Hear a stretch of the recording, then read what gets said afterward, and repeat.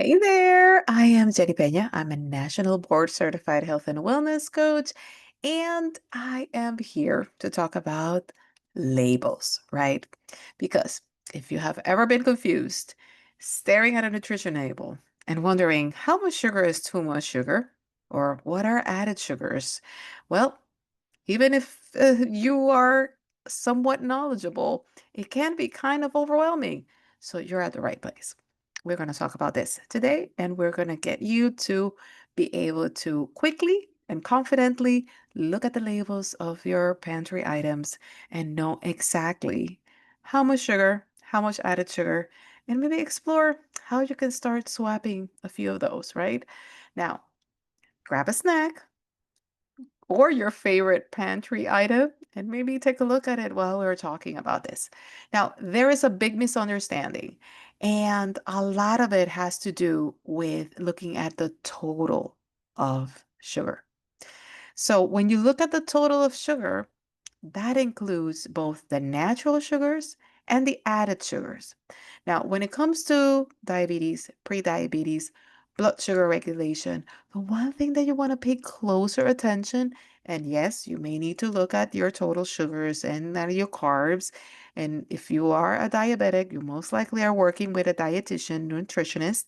So follow their guidelines. However, the general guideline, what the American Heart Association says, and even the FDA, is that you want to aim for a certain amount. Now, total sugar include both natural and added sugars. Now, what you really want to watch is for the added sugar. Now, what is added sugar? And what is the difference? Well, added sugars are those extra sugars that manufacturers add just to improve flavor, sometimes to improve shelf life. And these are the sugars that actually spike your blood sugar fast and contribute to crashes, contribute to cravings, and long-term health issues. So that's why it's so important that you look at these things. Now, when you flip the label over, go straight to those two spots.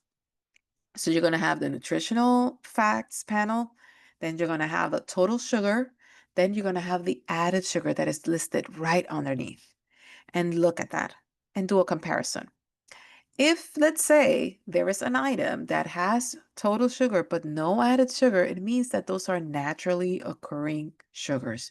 They were not added into the item because of they were being manufactured or anything like that. They're naturally carrying that sugar. And that is very important. The other thing to look at is the serving size, because a lot of people think that because they have a container, that that is automatically one serving, and that is not true for all cases. So make sure you look at the servings and make sure you look that the servings are comparable to what you actually ingest or what you actually use when you're cooking or how much you're serving. Now, the other part that you need to look at when it comes to labels is the ingredient list. Now, scan for common added sugar names that, you know, you may kind of know, you may not know. Anything that ends with O's is a type of sugar. You have high fructose corn syrup, cane sugar, brown rice syrup, agave nectar, fruit juice concentrate. That's one that is very common. When you see that, that is added sugar. These things were added to the product. They're not naturally occurring sugars. So the body reacts differently. And then the other thing is, if you see that the sugar is one of the first three ingredients, that means that the product is very high in sugar, right? Because the ingredients are listed by the most amount or the major amount in that product. So the earlier you see them in the list, that means the most that product has of that. So keep that in mind. Now, I will give you an example, and I actually posted an Instagram reel about this, and I actually showed it with like two different types of tomato sauce. Now, you would think that tomato sauce shouldn't have any sugar, and yet it does, right? Tomatoes are kind of sweet. They do have some sugar in them naturally, but there are some manufacturers that they actually add sugar to the sauce just to make them taste better. It's all about either preserving it or adjusting the taste. Now, particularly, I was able to show side by side, and mind you, it was very hard to find items that actually had a lot of added sugar because I make sure that my pantry does not have that many items with added sugar. But I was able to find two different sauces, and I actually showed it on that video. And it will show the added sugar. One of it had some added sugar, and we were able to see that and also see sugar listed as the ingredient. Now, it was not an astronomical amount. I still feel that both of them were actually good choices, but it was interesting just to have the experience and look at them side by side. Very comparable items, one with added sugar and one without added sugar. So it makes sense to actually do this exercise. And there are other products that you may want to put in your list as, okay, I'm going to take a look at the label and see exactly how much added sugar it has. Now, some of these are yogurt, oat milk, like salad dressings, cereal, granola bars. Granola bars are a big thing. There is like so much because they have that perceived idea or perceived view that they are healthy. And while they may be healthy, a lot of them have a lot of added sugar. So just keep that in mind. Now, remember that just a couple of grams here and there, they add up fast. And they do affect your energy. They do affect your cravings. They do affect your A1C levels. So, what I'm telling you is, again, my philosophy as a health coach it's never about extreme diets or restriction, but really looking at these things, these small adjustments that you think are small, they actually have a strong impact. And that's how my clients actually get to lower their A1C and balance their blood sugar and do all these things. Now, the one thing that I would say is for guideline, and I know that I touched on that a little bit earlier, but for women, women should aim for 25 grams of added sugar per day. That's about 6 teaspoons of sugar.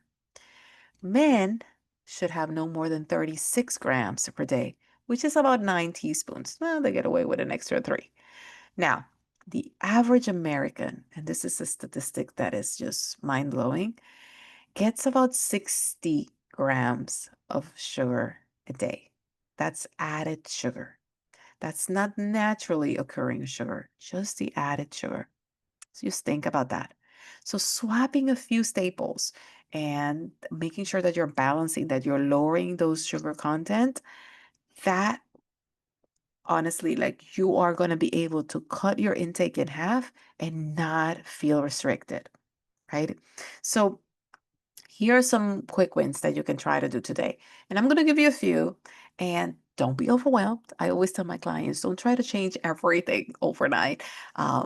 Just start with one step, be consistent with that, and then build on that.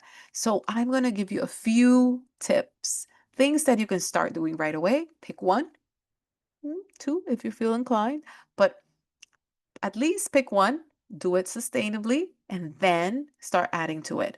One of it is look at your yogurt. If you can actually swap your yogurt for something that is plain Greek yogurt, that is a great source of protein, and add natural fruit, that will be great. Why? The fruits have sugar, but they have naturally occurring sugar and they're paired with fiber. So it helps with your blood sugar regulation. It is natural. You're going to get fiber, you're going to get higher nutrient content, and you're going to get the benefit of not having those added sugars. The other thing is the tomato sauce. Tomato sauce is one of those things that people inadvertently kind of don't realize that they can have added sugar. Look at the label, look at the one that you're using, explore other options, and see how you can swap. The other thing that I would say is definitely the granola bars.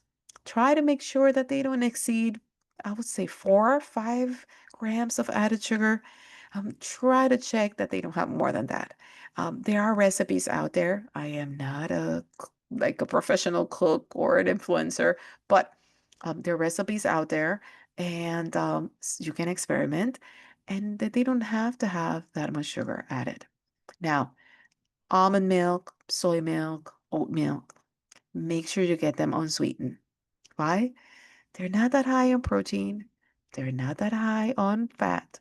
And I typically tell my clients to use not the BFF, but the PFF method, which is make sure that you have protein, fiber, and fat at every meal. That is the secret to staying with your blood sugar balanced. So these small tweaks, I know that they may seem like they're not that significant. They actually have a strong impact. A lot of the clients that I have worked with, they comes very skeptical thinking that are these tiny changes? And that's exactly how one of the clients described it. She was like, "Uh, is this tiny change really going to make a difference?" And after working with me for a few weeks, she was able to actually see that there was a difference. There was a difference in her energy. There was a difference in her focus. Her A1C levels actually were dropping by the time that we finished the program, and she was able to retest. She saw the difference. So she was a believer that these small tweaks, they actually create big wins. So on that note, I am going to leave you with this. Label reading doesn't have to be overwhelming. Once you know what you look for, it just becomes second nature. Now, I don't want you to go to the supermarket and try to look at every single thing because if not, you're going to spend 4 hours at the supermarket.